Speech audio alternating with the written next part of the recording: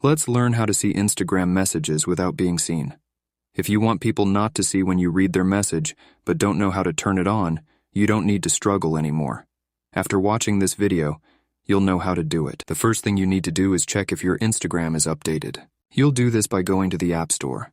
When the App Store opens, you need to click on the search option located at the bottom right corner of the screen. Once you click on that, type Instagram into the search bar. When you do that, a page with Instagram will open. If it says Open next to Instagram, it means it's updated. If it says Update, click on it and wait a bit. Once your Instagram is updated, open it by clicking the Open button. When Instagram opens, you'll be on the home page. From there, you need to click on the chat icon located at the top right corner. Once you're on that page, enter any chat.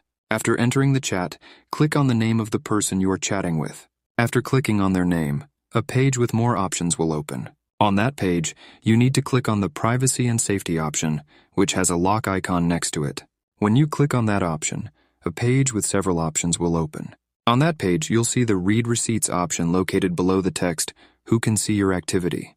You need to turn off that option. Now, after turning off that option, when you view someone's message, they won't see that you have viewed it. They will only see how long ago they sent you the message. So, thanks for watching. See you in the next video.